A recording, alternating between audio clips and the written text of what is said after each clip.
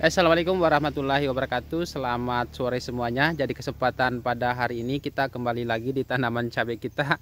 Cuma tanaman cabai kita banyak sekali yang mati karena musim kemarau. Banyak yang besar mati, banyak yang kecil mati.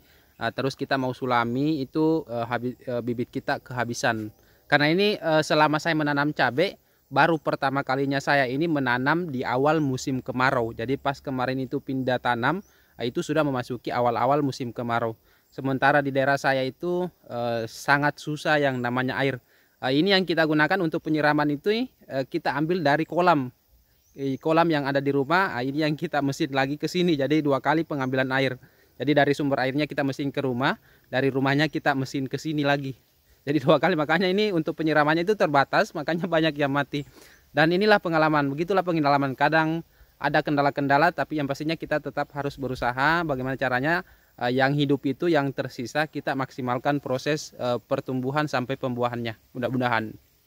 Dan pada kesempatan hari ini di usia 45 hari setelah pindah tanam, kita akan melakukan proses penyemprotan yang ke-7 kalinya. Dan untuk campuran obat yang kita gunakan seperti ini. Yang pertama itu untuk pupuk daunnya kita masih menggunakan Marokemap yang sama persis dengan Ultradap. Ini dia dominan fosfat dan mengandung nitrogen. Jadi ini kita gunakan sampai pembungaan ya, sampai pembungaan. Karena kalau saya pribadi itu saya menggunakan tinggi fosfat sampai masa pembungaan, yang mana fosfat itu membantu merangsang ataupun membantu mengeluarkan bunga. Nah, ini kita gunakan berapa ya, per minggu sekali, per 5 hari sekali setiap melakukan penyemprotan, tapi dosisnya agak direndahkan, jadi akumulasinya itu tetap jadilah.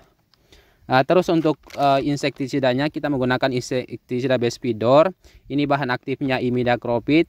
Ini untuk hama kutu kebul dan hama ulat gerayak.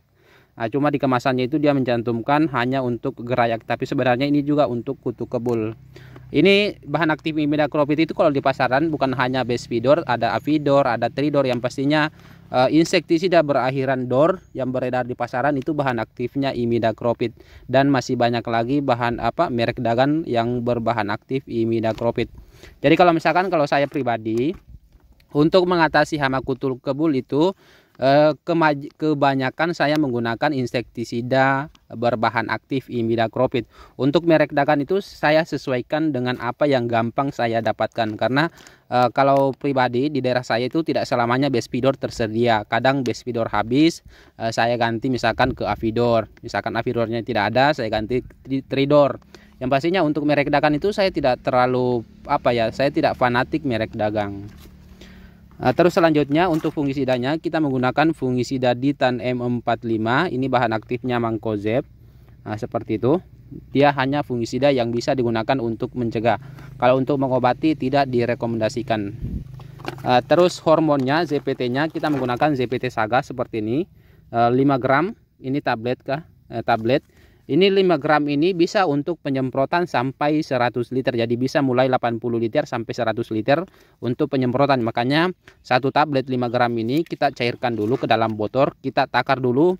Kita akan gunakan berapa tangki. Kebetulan saya akan gunakan 8 tangki sampai 8 tangki. Makanya untuk kita masukkan ke dalam botol sini 8 tutup. Terus kita masukkan tablet saganya, nanti satu tangki itu satu tutup. Makanya terakumulasi 8 tangki satu tablet.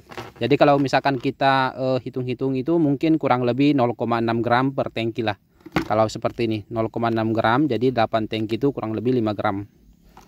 Terus terakhir perekatnya masih menggunakan chapstick seperti ini.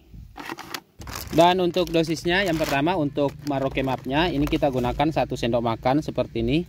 Karena kita kan gunakan setiap 5 hari sekali, jadi akumulasinya 2 sendok makan per 10 hari.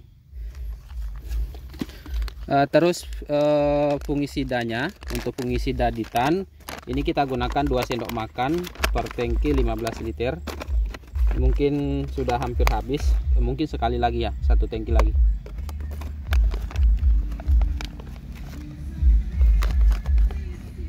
Kita gunakan 2 sendok makan. Terus untuk Bespidornya, Bespidor kita juga gunakan 2 sendok makan. 2 sendok makan per tangki 15 liter.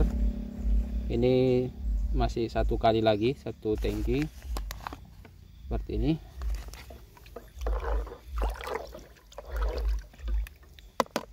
Terus untuk ZPT-nya, hormon saganya seperti ini yang sudah kita larutkan. Ini kita gunakan satu tutup, jadi kurang lebih 0,6 gram lah, 0,6 gram per tangki. Terus terakhir perekatnya kita gunakan 1 mili paling banyak, karena musim kemarau bisa direndahkan dikit, tidak masalah. Nah, tinggal kita aduk dan akan kita masukkan ke dalam tangki penyepraian. Jadi mungkin cukup sekian video kali ini, semoga bermanfaat bagi kawan-kawan semua. Sampai jumpa di video-video selanjutnya.